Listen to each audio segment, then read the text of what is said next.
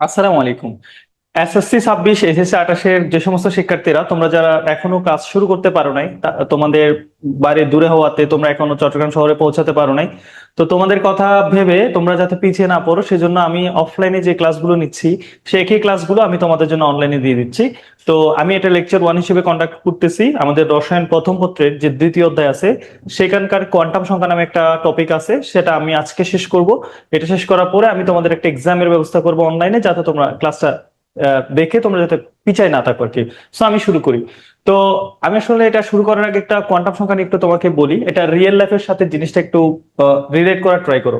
Quantum সংখ্যা জিনিসটাকে তুমি দেখো, কোয়ান্টাম সংখ্যা দুইটা শব্দ আছে। তাহলে সংখ্যা হলো কিছু ডিজিট আর কি। তো ওইখানেও আমরা বেশ কিছু ডিজিট নিয়ে আলোচনা করব। একটা রিয়েল লাইফ এক্সাম্পলের কথা বলি তোমাকে।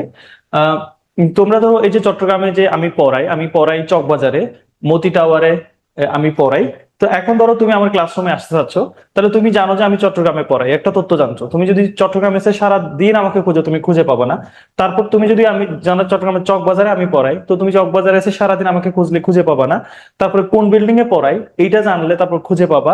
তারপর ওই বিল্ডিং এর কত তলায় পড়ে এটা জানলে তুমি আমাকে খুঁজে পাবা। অর্থাৎ তুমি আমাকে যদি অ্যাকিউরেটলি আমার লোকেশন বা আমার পজিশনটা খুঁজে বের করতে চাও চট্টগ্রামে, তাহলে তোমার চট্টগ্রাম এটা জানতে হচ্ছে, চকবাজার এটা জানতে হচ্ছে, কোন বিল্ডিং এ পড়ে এটা জানতে হচ্ছে, ওই বিল্ডিং এর কত নম্বর ফ্লোরে আমি পড়ে এটা জানতে হচ্ছে। তাহলে তুমি চারটা তথ্য জানলেই তুমি আমার লোকেশনটাকে অ্যাকিউরেটলি ডিটেক্ট করতে পারতেছো। ঠিক একইভাবে তোমরা যে পরমাণুর কথা বলো, এটা মূলত আলোচনাটা কোয়ান্টাম সংখ্যাটা পরমাণু রিলেটেড আলোচনা।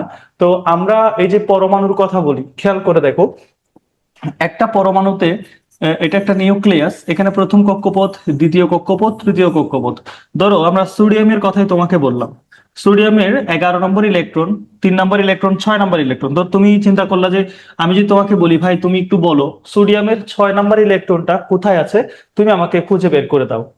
ঠিক অ্যাকিউরেট ভাবে যে একটা মানুষের লোকেশন খুঁজে বের করতে যেমন তোমার চারটা তথ্য তোমার জানা থাকতে হয়, ঠিক একই রকম ভাবে একটা পরমাণুর মধ্যে কোথায় একটা ইলেকট্রনের লোকেশন এবং তার গতি প্রকৃতি সাইজ শেপ এগুলো কেমন তা জানতে হলে তোমাকে চারটা সংখ্যা জানতে হয়, যে চারটা সংখ্যাকে আমরা একত্রে কোয়ান্টাম সংখ্যা বলি।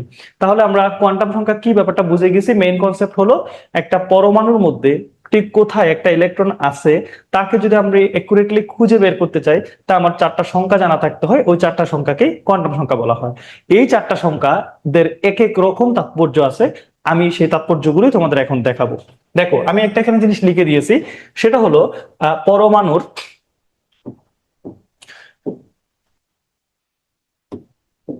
দেখো পরমাণুর শক্তি স্তরের আকার বুঝাবে, আকৃতি বুঝাবে যে সংখ্যাগুলো দ্বারা, ত্রিমাত্রিক দিক বিন্যাস বুঝায়, দিক বিন্যাস এবং ইলেকট্রনের ঘূর্ণন নির্দেশ করে, এই চারটি রাশিকেই একত্রে কোয়ান্টাম সংখ্যা বলে। তাহলে আমি আগে একটা সংজ্ঞা দিলাম, এখন একটা সংজ্ঞা দিলাম, দুইটার মধ্যে ডিফারেন্স কি? একটা তোমার বইয়ের ভাষায় এটা আসলে এইটাই লিখবো, আর কাউকে যদি আমার এক্সপ্লেন করা লাগে তাহলে আমরা সিম্পলি এভাবে এক্সপ্লেন করব। তো এখন আসো কোয়ান্টাম সংখ্যার, দেখো এখানে কয়টা জিনিস পেয়েছি তুমি দেখো। এখানে আমি একটা পেয়েছি আকার, তাহলে এটা 1 নাম্বার। আকৃতি পেয়েছি 2, তারপরে ত্রিমাত্রিক দিক বিন্যাস এটা 3, ইলেকট্রনের ঘূর্ণন 4। তাহলে এই যে আমি চারটা জিনিস পাইলাম একটা ইলেকট্রনকে ডিফাইন করার জন্য, এই যে চারটা জিনিস, এই চারটাকেই এই কোয়ান্টাম সংখ্যার প্রকারভেদ হলো এই চারটা। তার মানে কিরকম, কোয়ান্টাম সংখ্যা কি? কতগুলো সংখ্যা যেগুলো অরবিটালের আকার, আকৃতি, ইলেকট্রনের কক্ষপথের ত্রিমাত্রিক দিক বিন্যাস এবং ইলেকট্রনের ঘূর্ণন নির্দেশ করে, তাদেরকে আমরা বলি কোয়ান্টাম সংখ্যা। এই কোয়ান্টাম সংখ্যা 4 প্রকার। কি কি? একটাকে বলা হয় প্রধান কোয়ান্টাম সংখ্যা, আরেকটাকে বলা হয় সহকারী কোয়ান্টাম সংখ্যা, আর একটা চুম্বকীয় কোয়ান্টাম সংখ্যা, আর একটা স্পিন বা ঘূর্ণন কোয়ান্টাম সংখ্যা। আসো আমরা একটা একটাকে জানি। প্রথমত প্রধান কোয়ান্টাম সংখ্যা নিয়ে আমরা একটু আলোচনা করি। প্রধান কোয়ান্টাম সংখ্যা এগুলো সবকিছুই তুমি আগে থেকেই পড়ছো, আগে থেকেই জানো। জাস্ট একটু কনসেপ্ট গুলো তুমি জাস্ট ক্লিয়ার করে নিবে। এখানে খেয়াল করে দেখো, আর তুমি এতদিন ধরে একটা জিনিস করতো, তোমার খুব মনে থাকবে, তুমি ক্লাস 9-10-এও এটা পড়ছো। সোডিয়ামের যখন তোমাকে ইলেকট্রন বিন্যাস বা ইলেকট্রনিক কনফিগারেশন করতে বলতো, তখন তুমি বলতা 1s2, 2s2, 2p6, 3s1। কিন্তু তোমাকে যদি প্রশ্ন করি আমি এখন, এই প্রশ্নটা আমি করি যদি তোমাকে, তাহলে খেয়াল করে দেখো, আমি যদি তোমাকে বলি এই যে তুমি এতদিন এখানে 1 লিখলা, এখানে 2 লিখলা, এই জায়গায় 2 সহগগুলা, এখানে 3, এগুলো কেন লিখছো, কোত্থেকে লিখছো? তুমি 1s আছে, এখানে আবার 2 দিছো, এখানে s কেন লিখলা? 1s আছে কিন্তু এখানে 1p কেন নাই? একটু তুমি আমার সাথে সাথে চিন্তা করো। 2s আছে, s এর দুইটা কেন ইলেকট্রন, তিনটা কেন হয় নাই? কখন হয়? চারটা হইতে পারতো, হলে কি অসুবিধা ছিল? তাহলে এবার আসে 2s আছে কিন্তু 2p আছে, এখানে আবার দেখো 2d এখানে নাই। তাহলে কেন 1s, 1 কোত্থেকে আসছে, s কোত্থেকে আসছে, s এর ইলেকট্রন ধারণ ক্ষমতা কেন 2, p তে কেন 6? এই সব ব্যাপারগুলোর হোল এক্সপ্লেনেশন হলো কোয়ান্টাম সংখ্যা। তো আমরা একে একে এই জিনিসটা ক্লিয়ার করব। আমরা যখন প্রধান কোয়ান্টাম সংখ্যা সম্পর্কে জানবো, আমরা এই জিনিসগুলো প্রপারলি জেনে যাব। তো আশা করি তোমরা এটা বুঝতে পারবা। সো দেখো, এখন প্রধান কোয়ান্টাম সংখ্যা হলো, এটার আমরা কিছু বেসিক জিনিস লিখি, তাহলে তোমার বোঝাটা ইজি হবে। তুমি যদি কোয়ান্টাম সংখ্যা সম্পর্কে জানো, আমি যে এখানে তোমার 1s 2s 2p 3s 3p এগুলো কোথা থেকে আসছে এর সব এক্সপ্লেনেশন তোমরা বুঝতে পারবা। এটা একে স্মল এন দ্বারা প্রকাশ করা হয়। কাকে? প্রধান কোয়ান্টাম সংখ্যাকে। 2 নম্বর কথা হলো, এটি আকার নির্দেশ করে। এমসিকিউতে আসবে, এটি কি, কোন কোয়ান্টাম সংখ্যা দ্বারা আকার নির্দেশ করা বোঝায়? এর আবিষ্কারক, কি বললাম? এর আবিষ্কারক নিলস বোর। কেন নিলস বোর একটু পরেই তোমরা নিজেই বুঝতে পারবা।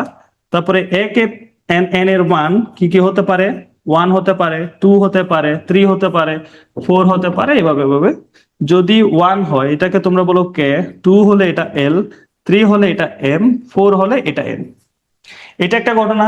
আরেকটা ঘটনা আমি তোমাদেরকে দেখাই, তাইলে তোমরা বিষয়টা বুঝবা যে এই যে এতক্ষণ 1s2 2s 2 2p6 3s1, একটু আগে যে উদাহরণটা আমি দেখাইছিলাম সোডিয়ামেরটা, তো এখানে যে 1 আছে, এখানে যে 2 আছে, এইগুলাই হলো মূলত প্রধান কোয়ান্টাম সংখ্যা। সেটার আরেকটা ব্যাপার তোমরা বুঝতেই পারবা যে এটা নিউক্লিয়ার যদি হয়, প্রথম কক্ষপথ, দ্বিতীয় কক্ষপথ, তৃতীয় কক্ষপথ, চতুর্থ কক্ষপথ, তার মানে এটা 1, এটা 2, এটা 3, এটা 4, এটাকে তোমরা লিখো কে এল এম এন। অর্থাৎ প্রধান কোয়ান্টাম সংখ্যা আর কিছুই না। এতদিন ধরে তুমি যেটাকে সহগ 1 2 3 ইলেকট্রন বিন্যাসের মধ্যে দিতা, এটাই মূলত প্রধান কোয়ান্টাম সংখ্যা নির্দেশ করে। তাহলে একে কি দ্বারা প্রকাশ করা হয়? এন দ্বারা প্রকাশ করা হয়। এটি কি নির্দেশ করে? এটা আকার নির্দেশ করে। এর আবিষ্কারক নিলস বোর। বলতো এর আবিষ্কারক কেন নিলস বোর? এর আবিষ্কারক এই কারণে নিলস বোর যে তোমরা জানো নিলস বোরই সর্বপ্রথম বলেছিল নিউক্লিয়াসকে কেন্দ্র করে কতগুলো স্থির বৃত্তাকার কক্ষপথে ইলেকট্রনগুলো ঘুরতে থাকে। ওই যে স্থির বৃত্তাকার কক্ষপথের কথা নিলস বোর বলেছিল, ওটাই মূলত আজকের প্রধান কোয়ান্টাম সংখ্যা। অর্থাৎ এটা দুই জায়গায় আমরা চিনবো। যদি আমাদের এইরকম মডেল থাকে, এখানে যে 1 2 3 দ্বারা ডিফাইন করা হয়, এটা প্রধান কোয়ান্টাম সংখ্যা। আর যদি এইখানে যে 1 2 2 3 এরা থাকে, এরা হচ্ছে প্রধান কোয়ান্টাম সংখ্যা। তো আশা করি তোমরা এগুলো বুঝতে পারছো। তো এদেরকে 1 হলে কে শেল এল শেল, এটা তোমরা নিশ্চয়ই বুঝতে পারছো। এরপরে আরেকটা জিনিস এখানে আছে যেটা তোমাদেরকে শেখা উচিত, সেটা হলো খেয়াল করো, এখানে অরবিটাল সংখ্যা কার? প্রধান কোয়ান্টাম সংখ্যা। অরবিটাল সংখ্যার একটা সূত্র আছে, সেটা তোমরা নিশ্চয়ই সবাই জানো, এন স্কয়ার। এবং এর ইলেকট্রন ধারণ ক্ষমতা, ইলেকট্রন ধারণ ক্ষমতা ইকুয়ালস টু 2n স্কয়ার। এতদিন যদিও তোমরা এটা জানতা, কিন্তু আজকে আমরা জানবো এগুলো কোত্থেকে কিভাবে আসছে। আরো যদি কয়েকটা বৈশিষ্ট্য আমি লিখি, এটি শক্তি স্তর নির্দেশ করে।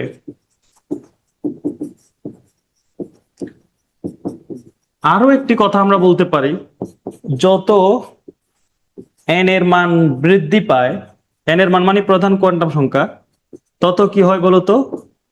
নিউক্লিয়াস থেকে, অর্থাৎ কক্ষপথগুলো বড় হতে থাকে, নিউক্লিয়াস তোর পারমাণবিক ব্যাসার্ধ বাড়তে থাকে, এই সমস্ত কথা আমরা বলতে পারি। তার জন্য আমরা আরেকটা জিনিস এখানে দেখাই, এই যে দেখো, এটা একটা, এটা জাস্ট নিউক্লিয়াস, এটা দুইটা, তাহলে এটা 3।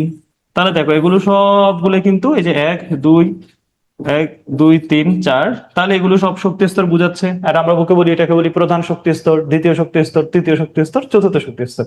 সো দ্যাটস ইট, এটাই হলো all about quantum, principal quantum number. So তারপরে আমরা শিখবো সহকারী কোয়ান্টাম সংখ্যা। তাহলে প্রধান কোয়ান্টাম সংখ্যা থেকে কি কি প্রশ্ন আসতে পারে?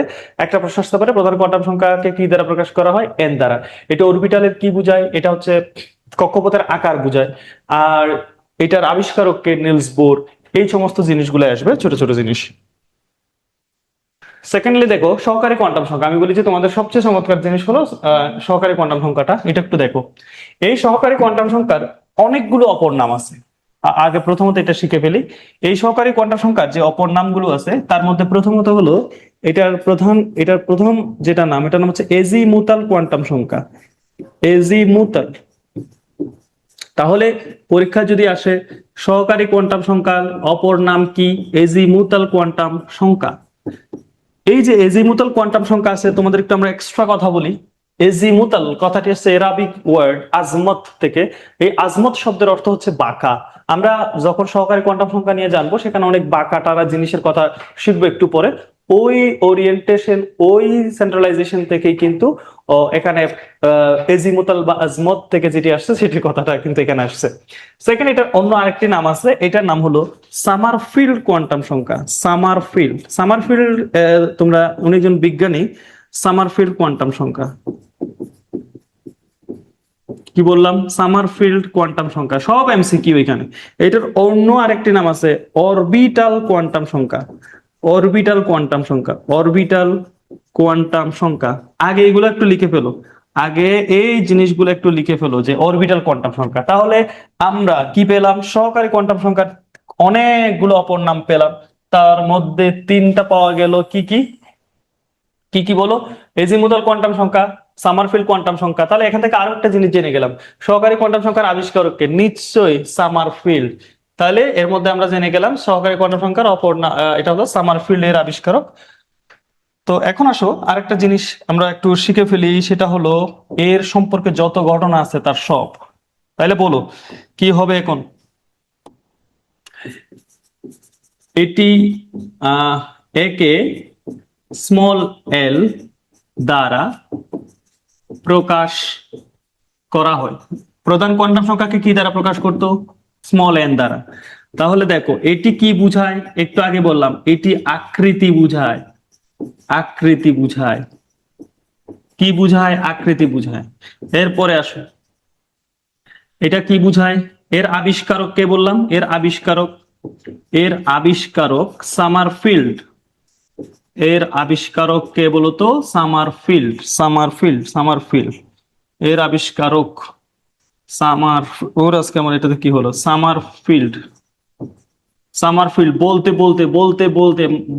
বলতে আমাদের মনে থেকে যেতে হবে সামারফিল্ড। এর আবিষ্কারক সামারফিল্ড। এখানে একটা যে জিনিসটা ভালো করে আমাদের শিখতে হবে সেটা হলো এই যে এল এর মান, মানে সহকারী কোয়ান্টাম সংখ্যার মান, এল এর মান এন এর উপর নির্ভরশীল। অর্থাৎ এল এর মান বের করতে হলে আমাদেরকে অবশ্যই এন এর মান জানতে হবে। তবে এদের একটা শর্ত আছে। সেই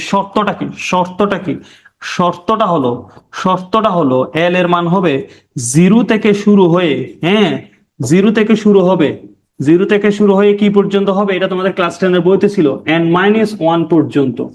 n-1 পর্যন্ত। কথা বুঝতেতে পারছো কিনা দেখো। এটাকে স্মল এল দ্বারা প্রকাশ করা হয়। এটি আকৃতি বুঝায়। এখানকার যে কোয়েশ্চেন গুলো পরীক্ষা আসবে, যে এখানে যেটি আসবে সেটা হলো কি দ্বারা প্রকাশ করা হয়। এটা আসবে কি? এটা আকৃতি বুঝায়। কোন সংখ্যার আকৃতি বুঝায়? আবিষ্কারককে। এগুলো আসবে। তারপর এই কন্ডিশনটা তো তোমরা নিশ্চয়ই বুঝতে পারছো। পরে আমরা এটার একটা আরো বিশদ আলোচনা শিখবো। হ্যাঁ, দেখো তাহলে এটা কি বুঝায়? আকৃতি বুঝায় পর্যন্ত শিখলাম এল এর মান। তাহলে এখন আসো এর কি বললাম? এল এর মানটা এন এর উপর নির্ভর করবে। তাহলে নির্ভরটা দেখো, ধরো তুমি একটা উদাহরণ শিখো। ধরো আমার কাছে একটা চতুর্থ শক্তি স্তর, হ্যাঁ, চতুর্থ শক্তি স্তর। একটা চিন্তা করলাম আর কি। তাহলে এটাতে এন এর মান কত হবে? নিশ্চয়ই 4। এটা তো তোমরা বুঝতে পারছো। চতুর্থ শক্তি স্তর, এন এর মান কত হবে? 4। তাহলে ধরো আমার কাছে এন এর মান কি আছে বলো তো? 4 আছে। তাহলে এন এর মান যদি আমাদের 4 হয়, তাহলে তোমরা এখন ভাবো তাহলে এল এর মান কি হবে? অর্থাৎ প্রধান কোয়ান্টাম সংখ্যা হলো 4 মানে কি? এই যে আমরা বলতে পারি 4s হতে পারে, 4d হতে পারে, 4f হতে পারে, এগুলো সব হলো চতুর্থ শক্তি স্তরের। তো এখন আসো এন এর মান 4 হলে এল এর মান কি হবে একটু আগে আমরা শিখলাম, খেয়াল করে দেখো কি হবে। 0 থেকে শুরু হয়ে n-1 পর্যন্ত। তাহলে আসো 0 থেকে শুরু করি,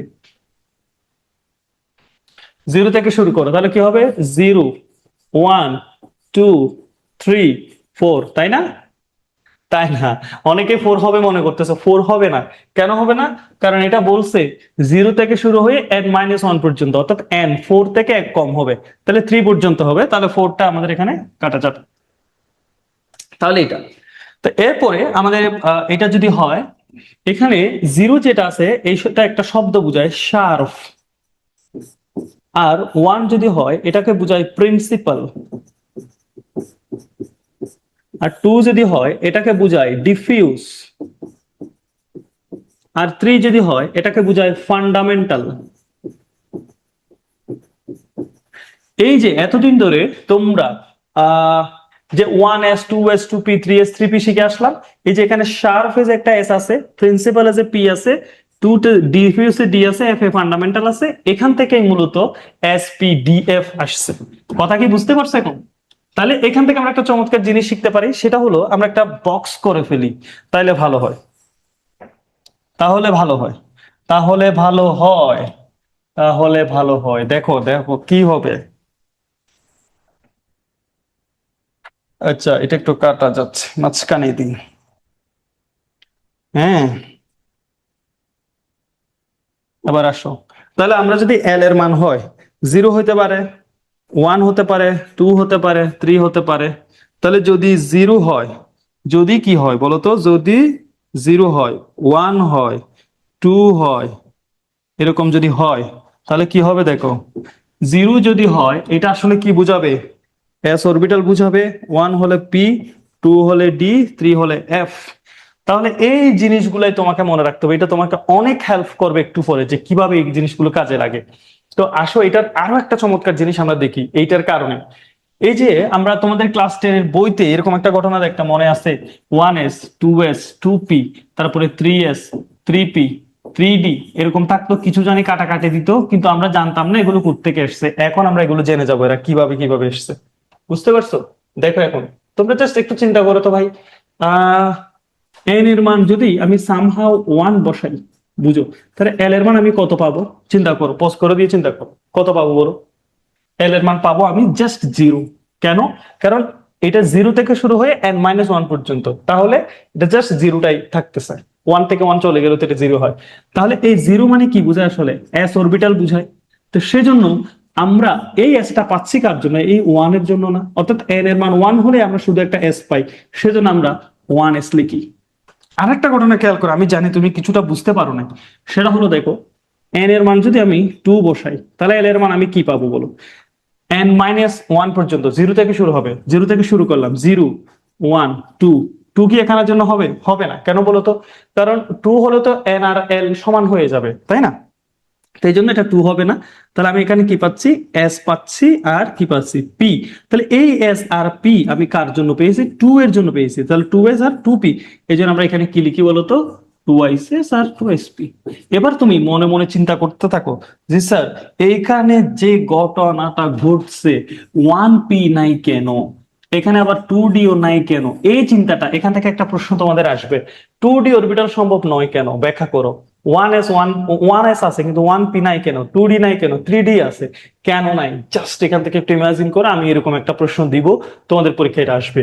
তো এখন তুমি যদি আরো একটা জিনিস, আমি আরো একটা দেখাই, n এর মান যদি হয় 3, তাহলে তুমি কি বসাবে? এল এর মান 0 পাবা, 1 পাবা, 2 পাবা, তাহলে কি হবে? S P D. এই যে তিনটা আমি পাইছি কার জন্য? 3 এর জন্য, বুঝছো? এই জন্য এটা কি হবে? 3s 3p এবং 3d। খেয়াল করো তো, 3d পাইতে হইলে আমাদেরকে এল এর মান কত হইতে হয়? এল এর মান 2 পর্যন্ত গেলে ডি পায়, বুঝছো? হ্যাঁ, এল এর মান কি পর্যন্ত গেলে? 2 পর্যন্ত গেলে আমরা ডি পাই। সেজন্য তোমরা এখান থেকে একটা কন্ডিশন, আমরা আসলে একটু পিছনে একটু আসি, যেহেতু আমরা এখানে বলেছিলাম যে এল এর মান 0 থেকে শুরু হয়ে n-1 পর্যন্ত, তাহলে কি এখানে একটা কথা আমরা বলতে পারি না, এন এর মান আর এল এর মান কখনোই কি হবে না বলতো? সমান হবে না। কারণ এল এর মান এন থেকে সর্বদা এক কম থাকবে, যেটা কিনা 0 থেকে শুরু হবে। বুঝাইতে পারছি? ওকে, ফাইন।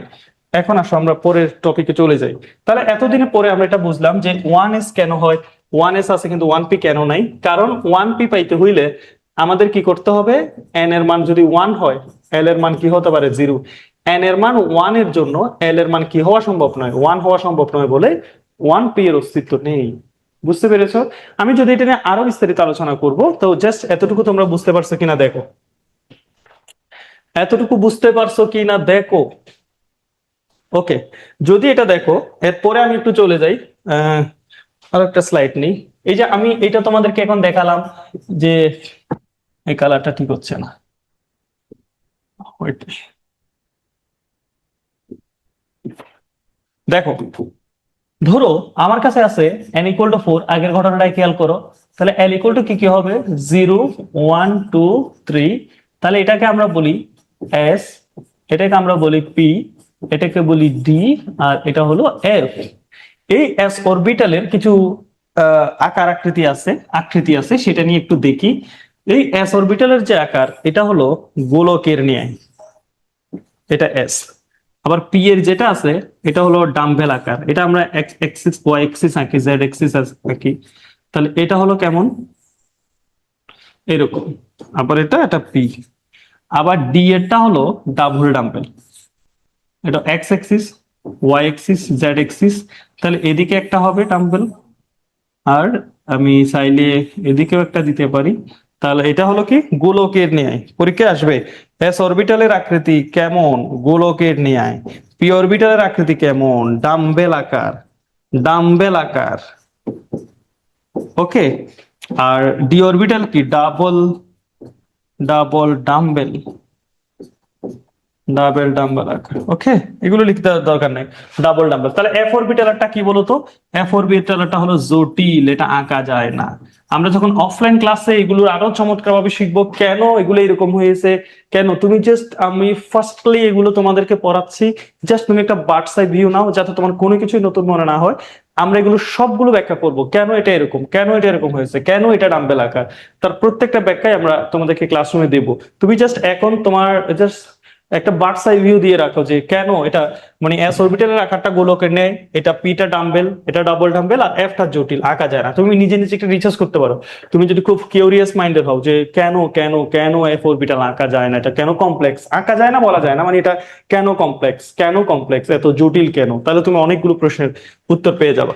এখন তোমরা একটা জিনিস চিন্তা করো, আমি তোমাদেরকে যখন বলেছিলাম যে প্রধান কোয়ান্টাম সংখ্যা, প্রধান কোয়ান্টাম সংখ্যা, প্রধান কোয়ান্টাম সংখ্যা আকার বুঝায়, ওকে, আকার বুঝায়। আর সহকারী কোয়ান্টাম সংখ্যা, সহকারী কোয়ান্টাম সংখ্যা, সহকারী কোয়ান্টাম সংখ্যা, সহকারী কোয়ান্টাম সংখ্যা কি বুঝায় বলতো, আকৃতি বুঝায়, আকৃতি বুঝায়। তাহলে নিশ্চয়ই তোমরা বুঝতে পারছো আকার আর আকৃতি কিন্তু এক না। বলো তো কোনটা আকার কোনটা আকৃতি, হুম, বলো বলো কোনটা আকার কোনটা আকৃতি, একটু চিন্তা করো তো তোমরা, কোনটা আকার কোনটা আকৃতি। আমি তোমাদেরকে একটা জিনিস বলি, ধরো, তাইলে তোমরা ব্যাপারটা খুব ইজিলি মনে রাখতে পারবা, কিন্তু এটা পরীক্ষা খাতায় লিখতেও না। তোমরা এটাকে এইভাবে মনে রাখতে পারো, আকার মানে হলো যে জিনিসটা তোমার সংখ্যা পরিবর্তনের সাথে সাথে চেহারা পরিবর্তন হয়, সেটা হলো পরিবর্তন হয় না, সেটা আকার। আর যেটা সংখ্যা পরিবর্তনের সাথে সাথে তাদের চেহারা পরিবর্তন হয়ে যায়, সেটা হলো আকৃতি। এটা জাস্ট সিম্পল একটা ট্রিক, এটা একদম কেমিস্ট্রি না, তোমাকে মনে রাখার জন্য আরো একবার বলে ফেলি। খেয়াল করো তো, আমি যখন n এর মান 1 বসাই, তাহলে কি কক্ষপথটি ব্যাপারটা এরকম না, এই যে এটা 1 নাম্বার কক্ষপথ। আমি যখন n এর মান 2 বসাই, তাহলে এটা 2 নাম্বার কক্ষপথ। আমি যখন n এর মান 3 বসাই, তাহলে এটা 3 নাম্বার কক্ষপথ। আমি যখন n এর মান 4 বসাই, তাহলে এই যে এটা 4 নাম্বার কক্ষপথ। খেয়াল করতে হবে কিন্তু সবার চেহারা, সংখ্যা 1 হলে একটু বড় ছোট, 2 হলে আরেকটু বড়, 3 হলে আরেকটু বড়, অর্থাৎ সংখ্যার সাথে সাথে ওদের চেহারাটা যেরকম আছে সেরকম, বাট ওদের ইয়াটা বড় হয়ে যাচ্ছে। বাট যখন আমরা সেটাকে আকৃতি হিসেবে ডিফাইন করব, তখন সেটার চেহারাটা তখন পরিবর্তন হয়ে যাবে। আমি তোমাদেরকে উদাহরণ দিয়ে বলি, খেয়াল করে দেখো, আমরা যখন এল এর ভ্যালু 0 বলেছিলাম, সেটা আমরা তখন তাকে এস অরবিটাল হিসেবে ডিনোট করছিলাম। তাহলে এস অরবিটালের আকৃতিটা কেমন ছিল মনে আছে কি, খেয়াল করো তো, গোলকের ন্যায়। এস অরবিটালের আকৃতিটা কেমন, গোলকের ন্যায়। তাহলে এবার আমি যখন তোমাদেরকে এল এর ভ্যালু 1 হিসেবে দেখাইছিলাম, তাহলে 1 মানে তো পি, তোমরা এটা বুঝছো। তাহলে পি এর জন্য কি আমি সংখ্যা পরিবর্তন করার পরেও এটা কি এইরকম রাখছিলাম নাকি ডাম্বেল লিখেছিলাম? দেখো তো, ডাম্বেল। তাহলে দেখো সংখ্যা পরিবর্তনের সাথে সাথে তাই দুজনের চেহারা পরিবর্তন হয়ে যাচ্ছে, সেজন্য এটা হবে আকৃতি। কথা কি বুঝতে পারছো? তোমরা আরো বুঝতে পারো যখন এটাকে কিভাবে দেখো, এল এর মান যদি হয় কত 2, তাহলে এটা হয় ডি অরবিটাল। তাহলে ডি অরবিটাল আকৃতিটা কেমন ছিল? এরকম একটা, এরকম একটা। তাহলে দেখো চেহারা যাদের পরিবর্তন হয়ে যাচ্ছে সংখ্যা পরিবর্তনের সাথে সাথে, সেটা আকৃতি। অর্থাৎ সহকারী কোয়ান্টাম সংখ্যা এই জন্যই আকৃতি বোঝায়, আর প্রধান কোয়ান্টাম সংখ্যা আকার বোঝায়। আশা করছি তোমরা আকার এবং আকৃতির এই কনসেপ্টটা বুঝতে পারছো। ওকে, এবার আমরা একটা চমৎকার অনুধাবনমূলক জিনিস তোমাদেরকে শেখাবো। সেটা হলো, সেটা দেখো, আমি তোমাকে একটা প্রশ্ন করতে পারি। দেখো সেই প্রশ্নটা খুবই পরীক্ষায় আসার মতো একটা প্রশ্ন। দেখো 3D এবং 2D অরবিটালের মধ্যে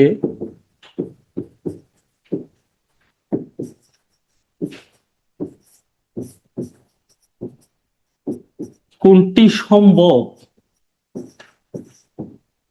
তো তোমাকে বলছে এখানে কোনটি সম্ভব, অথবা এই প্রশ্নের অনেকগুলো ভেরিয়েশনস আছে। এটাকে এইভাবে বলতে পারে, 2D অরবিটাল সম্ভব কিনা ব্যাখ্যা করো। 2D অরবিটাল সম্ভব কিনা, কি না ব্যাখ্যা করো। ওকে, তাহলে এইটা প্রশ্ন হইতে পারে। তাহলে এখন আমরা এক্সপ্লেনেশনটা কি দিব, খেয়াল করো। উত্তর খুবই সোজা, এই পরীক্ষায় এই প্রশ্ন পরীক্ষায় আসার মতোই। খেয়াল করো, দেখো তো আমি যদি 3D এবং 2D দুটো নিয়ে একটু বিবেচনা করি, তাহলে আমি দুইটা সেগমেন্টাইজেশন করি। এখানে এটা 3D এর জন্য আর এই পাঁচটা 2D এর জন্য। খেয়াল করো, বলো 3D তে এখানে n এর মান কত? আমি কিন্তু তোমাদেরকে একটা ট্রিক বলেছিলাম, এরকম সহগ যেটা পাবা এটা n এর মান। তাহলে 3D তে n ইকুয়ালস টু কত বলো তো? 3 কিনা? তাহলে এখন n ইকুয়াল টু কি কি হতে পারে? n এর মান 3 এর জন্য 0 হতে পারে, 1 হতে পারে, 2 হতে পারে। ওকে, এর আগে আরো একটা চমৎকার জিনিস বলি। ডি অরবিটাল পাওয়ার জন্য এল এর মান কত হতে হবে? 2 হতে হবে। কেন? এই যে এল এর মান যদি 0 হয় তাহলে এটা এস, এল এর মান যদি 1 হয় তাহলে এটা পি, এল এর মান যদি 2 হয় তাহলে এটা ডি। তাহলে এল এর ভ্যালু 2 হলেই তুমি ডি পাবা। তাহলে এল এর মান 2 পাইতে হবে, তখনই তুমি ডি পাবা। তাহলে যদি এন এর মান, যে কোনো এন এর, যে এন এর মানের জন্য তুমি 2 পাবা, সেটাতেই তোমার সম্ভব হবে আর কি। আমি জানি কমপ্লেক্স করে ফেলছি, আর একটু ক্লিয়ার করে বলি। 3D তে এন এর মান 3, তাহলে এন এর মান কি কি আসবে 3 এর জন্য? 0 1 2। তাহলে 0 মানে কি বলতো? এস, 1 মানে পি, 2 মানে হলো ডি। তাহলে এটাতে কি কি সম্ভব? 3s, 3p এবং 3d। সুতরাং 3D অরবিটাল সম্ভব। কেন? এন এর মান 3 এর জন্য এল এর মান 2 হওয়া সম্ভব। কিন্তু 2D তে একটু দেখো, কিন্তু 2D তে দেখো এখানে n এর মান কত? অবশ্যই 2। তাহলে n এর মান 2 এর জন্য l এর মান কি কি পাবা? 0 এবং 1। অর্থাৎ তুমি একটা s পাচ্ছ, একটা p। তাহলে 2 এর জন্য পাচ্ছ 2s s 2s p। কিন্তু 2D পাইতে হলে তোমাকে l এর মান এখানে কত পাওয়া লাগতো বলো তো? 2 পাইতে হইতো। কিন্তু n এর মান যেখানে 2, সেখানে l এর মান কি পাওয়া যাবে না। n এর মান, n এর মান 2 এর জন্য এল এর মান কি পাওয়া যাবে না? এল এর মান 2 পাওয়া সম্ভব নয় বলে, সম্ভব না বলে 2D অরবিটালের অস্তিত্ব নেই। 2D অরবিটালের অস্তিত্ব নেই। আমি খুব তাড়াহুড়া করে লিখতেছি, তোমরা একটু ইয়া করে নি। কথা বুঝতে পারছো? সিম্পল কথা। কারণ এটা তুমি আরো একটা দিয়ে ব্যাখ্যা করতে পারো, যদি এন আর এল ইকুয়াল হয়ে যায় তাহলে অস্তিত্ব নেই, এন নট ইকুয়াল টু এল হলে অস্তিত্ব আছে। যেমন খেয়াল করো, এখানে দেখো এন এর ভ্যালু 3, তাহলে এন এর 2 এর জন্য এটা কিন্তু ইকুয়াল নয়, কিন্তু এখানে কিন্তু ইকুয়াল হয়ে যেতে হচ্ছে, তো এই জন্য এটার অস্তিত্ব নেই। কথা বুঝতে পারছো? তো আশা করি এটা তোমরা পারবা সবাই। তো দিস ইজ অল অ্যাবাউট হচ্ছে তোমার অ্যাজিমুথাল কোয়ান্টাম নাম্বার বা Sommerfeld quantum number or orbital quantum number, এই আর কি। তো আশা করি তোমরা এগুলো সবগুলোই বুঝতে পারছো। এখান থেকে আমরা এত করে যা পড়লাম, দুইটা জিনিস, প্রধান কোয়ান্টাম সংখ্যা, সহকারী কোয়ান্টাম সংখ্যার দুটো জিনিস থেকে আমরা দুটো জিনিস শিখতে পারছি। আমি যদি তোমাদেরকে বলি সেটা কিরকম, দেখো এই যে আমরা আগে 1s লিখতাম, 2s লিখতাম, 2p লিখতাম, 1s 2s 2p, তাহলে 3s 3p 4s 3d লিখতাম। ওকে, তো এখন আমরা কিন্তু জানি, হ্যাঁ এখন আমরা কিন্তু জানি যে কেন আমরা 1 লিখি, এটা কি বুঝায়, এখানে 2টা কি বুঝায়, এই 2 কি বুঝায়, এই 3 কি বুঝায়, 4 কি বুঝায়, এবং আমরা এটাও জানি কেন s কোথা থেকে আসছে, পি কোথা থেকে আসছে, এস, এগুলো সব জানি। তাহলে আমাদের এখন জানা দরকার 1s2 কেন হয়, 2s2 কেন হয়, 2p6 কেন হয়, 7 কেন হতে পারে না, তার সকল ব্যাখ্যা। তো ওইটা আমরা শিখতে পারবো চুম্বকীয় কোয়ান্টাম সংখ্যা থেকে। তো আমাদের এই পরের টপিকটা হলো চুম্বকীয় কোয়ান্টাম সংখ্যা। কিন্তু এখানে একটা জিনিস আছে, এটা আমরা চুম্বকীয় কোয়ান্টাম সংখ্যা যাওয়ার পরে যাওয়ার আগে এই জিনিসটা একটু শিখে ফেলি। সেটা হলো, তোমরা এখানে খেয়াল করো, এই ওয়ানটা কিসের মান, নিশ্চয়ই এন এর মান, এই এসটা এল এর মান নির্দেশ করে। তোমরা আব্বাউ নীতি নামে একটা জিনিস জানতা, হ্যাঁ, টু বিল্ডিং আপ, বুঝতে পারছো? এখানে একটা জিনিস মনে রাখো, আব্বাউ একটা জার্মান ওয়ার্ড, কিন্তু অনেকেই আব্বাউ কোন দেশের বিজ্ঞানী যদি এরকম আসে বলে যে জার্মান বিজ্ঞানী। আব্বাউ কোনো বিজ্ঞানী নয়, ব্যক্তি নয়, এটা ওয়ার্ড, এটা আমাদের মনে রাখতে হবে। ওকে, তো এখন এইখানে যে আমরা 1s 2s 2p 3s 3p তারপরে 4s 3d, অথচ আমাদের লেখা উচিত ছিল 3p এর পরে 3d তারপরে 4s, কিন্তু এটা লিখে নাই কেন? ওই যে আমরা বললাম আহ্বায়ক নীতি অনুসারে নিম্ন শক্তির অরবিটালে ইলেকট্রন আগে প্রবেশ করে, যেখানে আগে প্রবেশ করে সেখানে সেটাকে আমাদেরকে কি লিখতে হয়, আগে লিখতে হয়, সেজন্য আমরা এটা লিখেছিলাম। বুঝেছো? তো ওই যে ওখানে আমরা শক্তি নির্দেশ করাম, নিম্ন শক্তি, নিম্ন শক্তির অরবিটাল n প্লাস এল এর মান যে আমরা এতদিন লিখলাম, এটা প্রধান কোয়ান্টাম সংখ্যার মান, এটা সহকারী কোয়ান্টাম সংখ্যার মান। যেমন এটার শক্তি কত, 1 প্লাস, আমি একটু ইরেজ করে লিখি, তাহলে এটার জন্য শক্তির মান কত বলো? হ্যাঁ, এটার জন্য শক্তি কত, 1 প্লাস 0, তাহলে এটার রেজাল্ট আসে কত, 1। এটার জন্য কি 2 প্লাস 0, তাহলে এটার রেজাল্ট আসে কত, 2। বুঝতে পারছো তো এস এর মান 0, এটা কেন? ওই যে এল এর মান 0 হলেই তো এস হয়, তাহলে 1, 2 প্লাস 1, তাহলে এটার ভ্যালু আসে কত, 3। তাহলে আসো 3 প্লাস 0, তাহলে রেজাল্ট আসে কত বলো, রেজাল্ট আসে কত, 3। তাহলে এটা কি হবে, 3 প্লাস 1 ইকুয়াল টু রেজাল্ট আসে কত, 4। তাহলে এটা 4 প্লাস 0, এটার রেজাল্ট আসে কত, 4। হ্যাঁ, আবার এটার রেজাল্ট দেখো 3 প্লাস 2, তাহলে এটার রেজাল্ট আসে কত, 5। তাহলে খেয়াল করে দেখো, যাদের শক্তি কম তাদেরকে আগে বসানো হয়েছে, কারণ তাদের কাছে ইলেকট্রন আগে প্রবেশ করে। বুঝছো?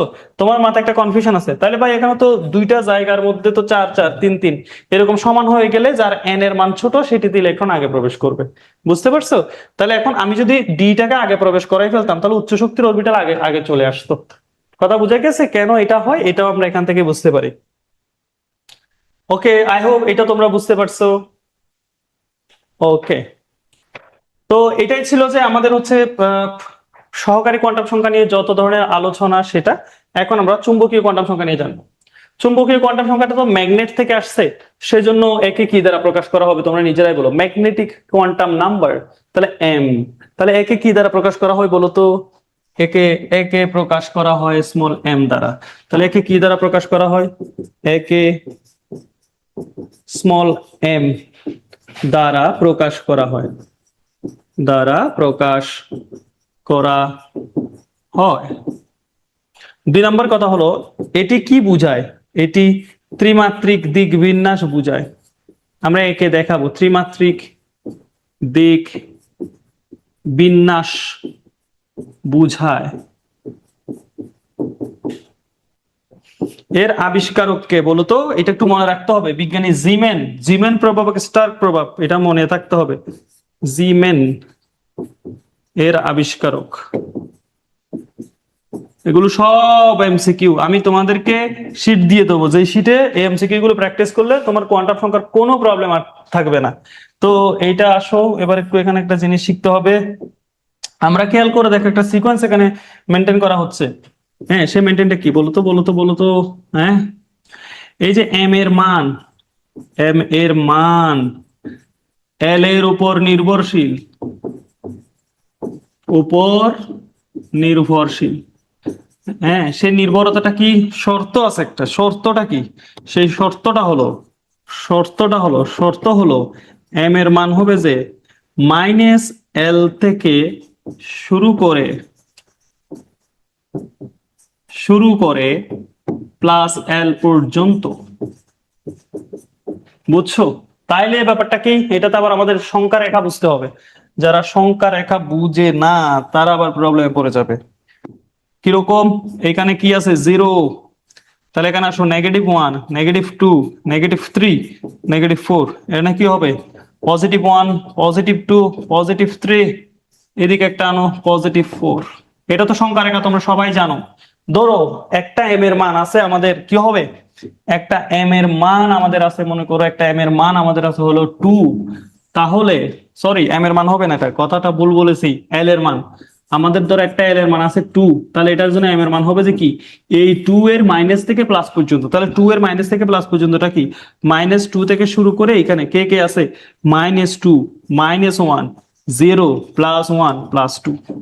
না বুঝলে আমরা এখন একটা উদাহরণ দেখাচ্ছি, তখন বুঝে যাবা। আসো, ধরো আমি আগের উদাহরণটাই দিই, এন এর মান হলো 4, তাহলে এন এর মান এল এর উপর নির্ভরশীলতা ছিল, 4 হলে কি হবে, 0, 1, 2, 3। তাহলে এবার আসো, এম এর মান কি হবে, এটার কন্ডিশনটা কি, বলছে এম এল এর মান যত হবে এম এর মান হবে তার মাইনাস থেকে প্লাস পর্যন্ত। একটা হোয়াইট পেন দিয়ে দেখাই, তাহলে কি হবে, 3 আছে, তাহলে এটা কি আসবে, -3, -2, -1, 0, +1, +2, +3। তাহলে এটার জন্য কি হবে, -2 এর জন্য, তাহলে এটা -2, -1, 0, +1, +2। বুঝতেছো কিনা দেখো। 1 এর জন্য কি হবে, -1, 0, +1। আচ্ছা, এটা একটু মুছে দিয়ে আর একটু পিছিয়ে নিয়ে যাই। তাহলে এই যে,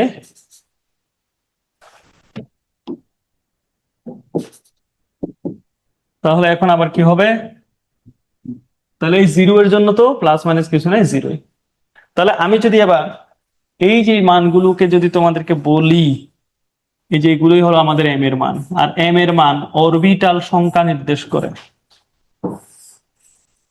বুঝছো? এটা বুঝলে তোমার অনেক কিছু শেষ হয়ে যাবে আর কি, মানে কোয়ান্টাম সংখ্যার বেশিরভাগ জিনিসই এখানেই শেষ।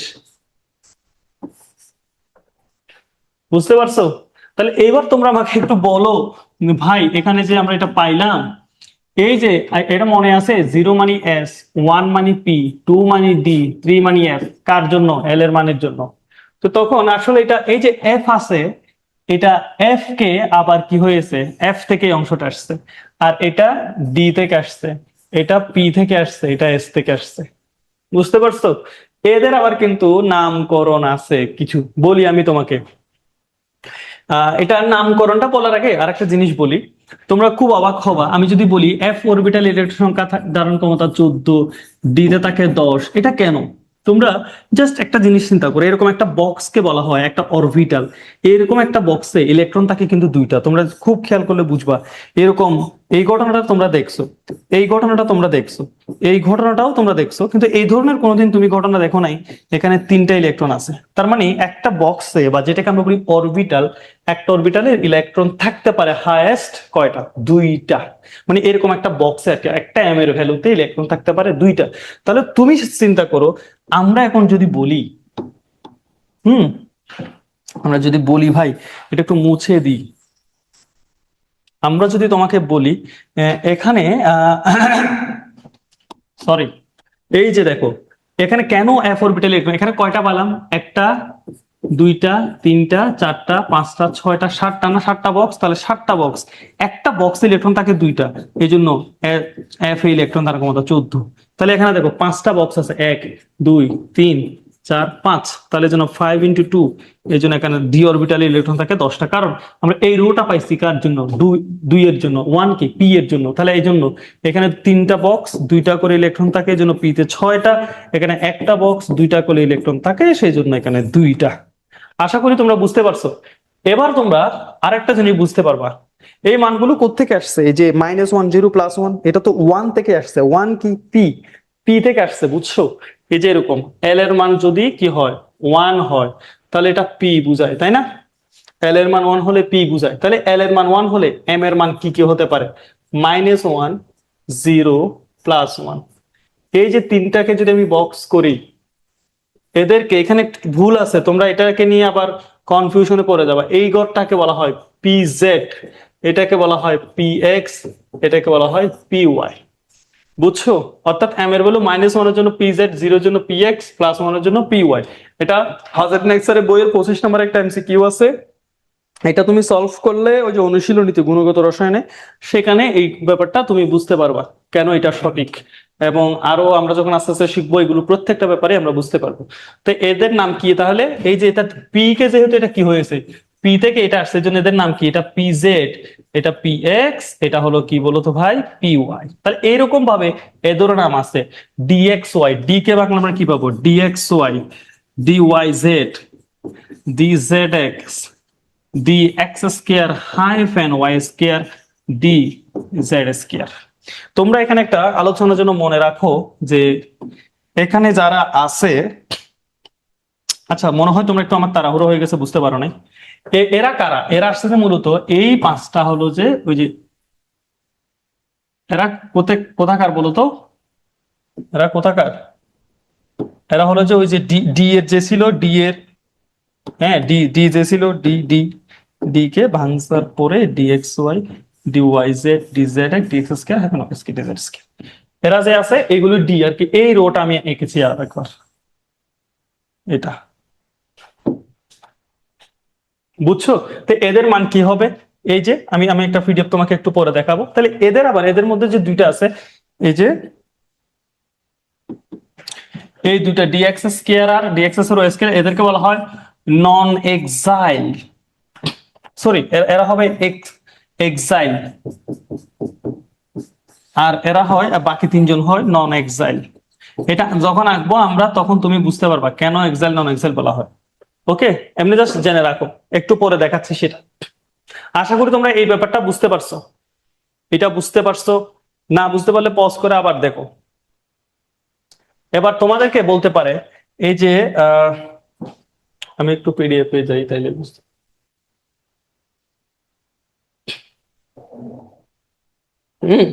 তোমাদেরকে বলতে পারে ডিএক্স ওয়াই কে কেমনে আঁকবো, ডিওয়াই জেড কে কেমনে আঁকবো, ডিজেড এক্স কে কেমনে আঁকবো, d x square hyphen y square কে আমরা কেমনে আঁকবো, তারপরে আবার একটা আছে ডিজেড স্কয়ার।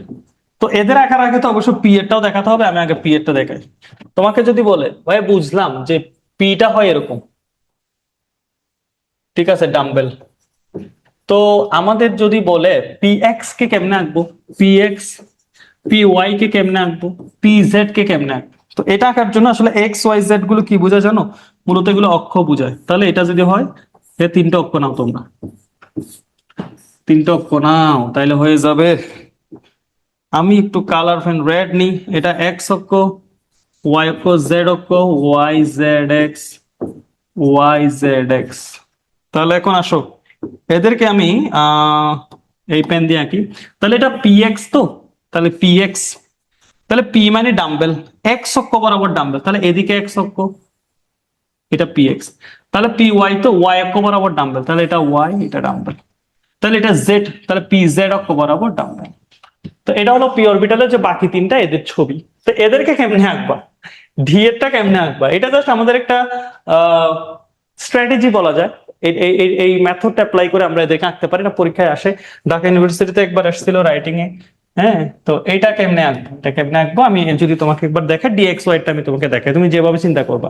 তিনটা অক্ষ তুমি নিয়ে নিবা, এটা এক্স অক্ষ, এটা ওয়াই অক্ষ, এটা জেড অক্ষ। তারপর ওইখানের ঘটনাটা তুমি একবার খেয়াল করবা। এখানে এখানে কিন্তু এক্স অক্ষ বরাবর ছিল, তাকে আমরা এক্স অক্ষ বরাবর এঁকে ফেলেছি, শুধু একটা এক্স ছিল।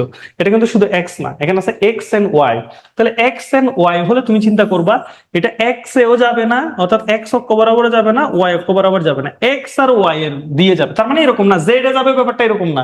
এটাতে কাকতালি ভাবে যাচ্ছে, তুমি এক্স আর ওয়াই যে থাকে তার মাঝখান বরাবর। তাহলে এখানে আসো, একটা ডাম্বেল এঁকে ফেললাম। কি বললাম? এক্স ওয়াই হলে এক্স আর ওয়াই এর মাঝখানে যাবে। তাহলে আমি তোমাকে আরো একটা প্যারালালি এঁকে দেখাই। এটা এক্স ওয়াই, এটা জেড। তাহলে এখন যদি মনে করো তোমার যদি ওয়াই জেড আঁকতে হয়, ডি ওয়াই জেড, তাহলে ডি সেজন্য ডাবল ডাম্বেল হবে, ওয়াই জেড, ওয়াইও যাবে না জেডও যাবে না। তাহলে ওয়াই এর সাথে জেড আছে, তাহলে ওয়াই এর জেড এর মাঝখানে এইটাতে আসবে। তাহলে এখানে তো একটা ডাম্বেল হয়েছে, আরো একটা ডাম্বেল লাগবে না আমাদের। তাই যেটা বড় স্পেস আছে এখানে আরেকটা ডাম্বেল তুমি এঁকে দিবা। তাহলে এখানেও এটা একটা আঁকার পরে আমরা একটা হিসাব করে আঁকবো আর একটা ভাবে এঁকে ফেলবো। তাহলে এটা ডিএক্স ওয়াই এর ছবি আর ডি ওয়াই জেড এর ছবি। তুমি খেয়াল করো এগুলা কিন্তু কোনো অক্ষ বরাবর যায় নাই, এটা হ্যাঁ এগুলো অক্ষ বরাবর যায় না, এক্স অক্ষ ওয়াই অক্ষ এরকম যায় নাই। আরেকটা দেখাই তুমি বুঝবা। তাহলে তোমরা নিশ্চয়ই এর পরে গুলা কিরকম হবে এটা বুঝতে পারছো। এখানে ওয়াই জেড জেড এক্স একটা আঁকছি, yes Y Z X Z X, তাহলে কি হবে এক্স অক্ষ ওয়াই অক্ষ জেড অক্ষ, তাহলে জেড আর এক্স এর মাঝখানে যাবে, তাহলে এটা কি হবে, অন্য কালার দাও। তাহলে একটা ডাম্বেল হয়েছে, ডি তো ডাবল ডাম্বেল, তাহলে আরেকটা ডাম্বেল এই বড়টা থেকে দাও। বুঝতে পারছো? ইজি ইজি ইজি ইজি, গুলো খুব লাভি ডাবি হয়ে গেছে সব, বুঝতে পারছো? ইজি। তাহলে ডি এক্স স্কয়ার ওয়াই স্কয়ারটা আঁকতে হবে না? তাহলে ডি এক্স স্কয়ার ওয়াই স্কয়ারটা আঁকবো এরকম, এটা জেড তো, এটা এক্স, এটা ওয়াই, তাহলে এক্স স্কয়ার মানে এক্স এর উপর দুইবার। তাহলে আসো এখানে একবার যাবে, আরো একবার গেছে, এটা দেখার দরকার নাই, তাহলে ওয়াই অক্ষ বরাবর একবার, তাহলে ডি জেড স্কয়ার একটা দেখাতে হবে না? তাহলে জেড এক্স স্কয়ার মানে কি জেড অক্ষ বরাবর দুইবার যাবে, তাহলে আসো এখানে একবার গেছে আরো একবার গেছে। বুঝতে পারছো? তো এটা ডিফারেন্সিয়েট করে দেন, আরেকটা তোমরা বৃত্ত দিয়ে দেবো। So this is all about the যে ডি অরবিটালকে তোমরা কেমনে আঁকবা, এটা পরীক্ষা আসতে পারে। সো এর পরের টপিক আমি চলে যাই, স্পিন কোয়ান্টাম সংখ্যা। তো স্পিন কোয়ান্টাম সংখ্যা হলো, স্পিন মানে ঘূর্ণন। তো ইলেকট্রনের দুইটা রোটেশন আছে, একটা ক্লকওয়াইজ রোটেশন আর একটা অ্যান্টি ক্লকওয়াইজ রোটেশন। তো ক্লকওয়াইজ রোটেশন আর অ্যান্টি ক্লকওয়াইজ রোটেশনের দুইটা দিক আছে আর কি। স্পিন কোয়ান্টাম সংখ্যা নিয়ে তোমাদের বেশ কিছু বলার নাই, এটা ইলেকট্রনিক ঘূর্ণন দিক নির্দেশ করে স্পিন কোয়ান্টাম সংখ্যা বলা হয়। এস, এটাকে এস দ্বারা প্রকাশ করা হয়। এস এর দুইটা মান হওয়া সম্ভব, কি কি হতে পারে, একটা প্লাস হাফ হতে পারে আর একটা মাইনাস হাফ হতে পারে। এটা হলো ঘড়ির কাঁটার দিকে হলে, ঘড়ির কাঁটার দিকে হলে এটা হবে প্লাস হাফ, হ্যাঁ। আর যদি ঘড়ির কাঁটার বিপরীত দিকে হয়, বিপরীত হলে মাইনাস হাফ। আমি আরো ইজি করার জন্য তোমাকে জাস্ট সিম্বল হুন্ডের রুলস শিখলে হয়ে যাবে। তোমাদের যদি এরকম থাকে উপরের দিকে থাকবে যে, তার জন্য তোমরা লিখবা প্লাস হাফ, আর যে নিচের দিকে থাকবে তার জন্য লিখবা হলো মাইনাস হাফ। ওকে, জাস্ট এটা পরীক্ষা ভালো করবার জন্য, হ্যাঁ। তো এখন এটাই আর কি, স্পিন কোয়ান্টাম সংখ্যা হচ্ছে দুইটা মান হওয়া সম্ভব। স্পিন মানে ঘূর্ণন, clockwise rotation, anti clockwise rotation. যদি ক্লকওয়াইজ ঘুরে তাহলে এটা প্লাস হাফ হয়, অ্যান্টি ক্লকওয়াইজ হলে এটা মাইনাস হাফ হয়। সো আমরা এটা আর কি।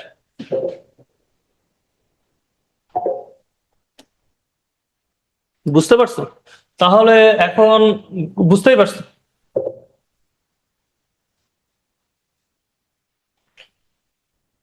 ওকে, তো আমরা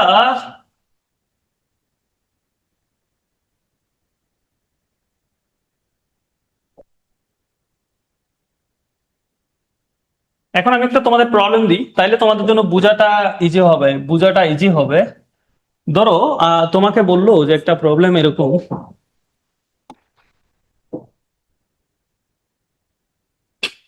সোডিয়াম পরমাণু যে আছে, একটা সোডিয়ামের যে পরমাণু আছে, একটা সোডিয়াম পরমাণুর চারটা কোয়ান্টাম সংখ্যার মান বের করো। হ্যাঁ, একটা সোডিয়াম পরমাণুর চারটা কোয়ান্টাম সংখ্যা বের করো। আমি তোমাকে একটা বললাম সোডিয়াম পরমাণুর সিক্সথ এবং সেভেন্থ তম ইলেকট্রনের জন্য চারটি করে কোয়ান্টাম সংখ্যার মান বের করো। তার মানে কি কি কি কোয়ান্টাম সংখ্যার মান বের করো। ওকে, বের এখানে একটা র দিতে হবে, দাও, সমস্যা নেই। তার মানে কি জানো, ওই বড়া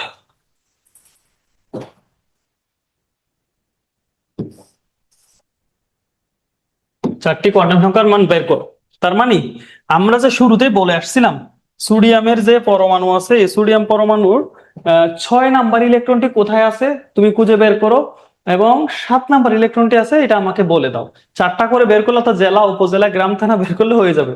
তো প্রথমে এই ধরনের প্রবলেমের জন্য কি করব বলো তো, প্রথমে আমরা যেটা করব সেটা হলো ইলেকট্রোবিন্যাস করব। সোডিয়ামের 11, 1s2, 2s2, 2p6, 3s1 এখানে একটা হুন্ডের নীতি তোমাদের জানা থাকতে হবে, হুন্ডের নীতি জানা না থাকলে তোমরা পারবা না। হ্যাঁ, তার এস এর জন্য বক্স কয়টা হয়, একটা মনে আছে, কারণ এস এর জন্য আমরা এম এর মান একটা পাইতাম, তাহলে 2s এর জন্য এস এর বক্স হবে, এস এর জন্য একটা, পি এর জন্য বক্স পাবো কয়টা, তিনটা, আর এস এর জন্য বক্স পাবো একটা।